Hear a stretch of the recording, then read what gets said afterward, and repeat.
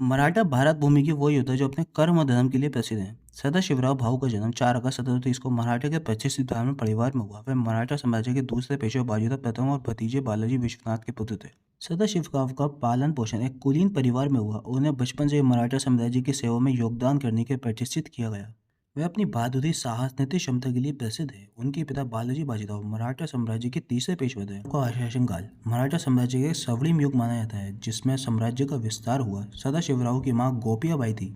वे अपने समय की एक प्रभावशाली, सम्मानित महिला थी। सदाशिवराव भाऊ और पार्वतीबाई की पहली मुलाकात मराठा साम्राज्य के पुणे दरबार में हुई। पार्वतीबाई, जो पंत प्रधान परिवार से थी, अपनी सुंदरता, विनम्रता और बुद्धिमत्ता के लिए प्रसिद्ध थी। सदाशिवराव भाऊ उस समय एक साहसी और कुशल योद्धा के रूप में अपनी पहचान बना चुके थे। सदाशिवराव और पार्वतीबाई की मुलाकात के दौरान उनकी सादगी और शालीनता से प्रभावित हुए। वहीं पार्वतीबाई ने भी उनकी वीरता, कर्तव्यशीलता की सराहना की। इन दोनों के व्यक्तित्व में गहरा आकर्षण और एक दूसरे के प्रति सम्मान देखा गया। इस पहली मुलाकात के बाद ही उनके रिश्ते में औपचारिक रूप दिया गया और जल्द ही दोनों विवाह संपन्न हुए। पार्वतीबाई और सदाशिवराव के बीच बहुत ही गहरा प्रेम और समर्पण था। पार्वतीबाई अपने पति के साहस और नेतृत्व पर गर्व करती थी और कठिन परिस्थितियों में उनका साथ देती। पानीपत के युद्ध के दौरान भी भाऊ ने मानसिक रूप से साथ दिया। पार्वतीबाई के भाऊ से कहा कि वे सुरक्षित रहें और अपनी जान की परवाह करें, जबकि भाऊ ने उन्हें आश्वासन दिया कि वे लौटेंगे। उन्होंने पार्वतीबाई से कहा कि उनके प्रेम और समर्थन हमेशा उनके साथ रहेगा और उन्हें युद्ध में शांति देगा। अहमद शाह अब्दाली अफगानिस्तान के शासक थे। उत्तरी भारत के कई आक्रमण किए और उसे अपने साम्राज्य में शामिल करने की कोशिश की। अब्दाली की बढ़ती ताकत और उत्तरी भारत में उत्तरी उपस्थिति मराठा साम्राज्य के लिए खतरा बन गई, इसलिए मराठा ने उन्हें भारत से बाहर निकालने का संकल्प लिया। और पेशवा नाना साहिब ने अपने चचेरे भाई सदाशिवराव को मराठा सेना के नेतृत्व करने के लिए भेजा। सदाशिवराव भाऊ ने एक बड़ी सेना तैयार की, जिसमें मराठा योद्धाओं के अलावा राजपूत, जाट और अन्य सहयोगी सैनिक भी शामिल थे।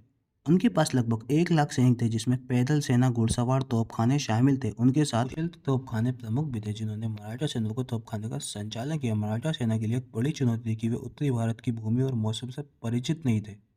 इसके अलावा उत्तर भारतीय राजाओं से अपेक्षित सहयोग नहीं मिला, जिससे उन्हें आपूर्ति और संसाधनों की कमी का सामना करना पड़ा। सदाशिवराव भाऊ ने अब्दाली से खिलाफ आक्रमण रणनीति अपनाई। हालांकि मराठों की स्थिति कमजोर हो रही थी, क्योंकि उनके पास भोजन और पानी की कमी हो गई थी और ठंड से मौसम उनकी कठिनाइयों को और बढ़ा रहा था। 14 जनवरी 1761 को दोनों सेनाओं के बीच घमासान युद्ध हुआ।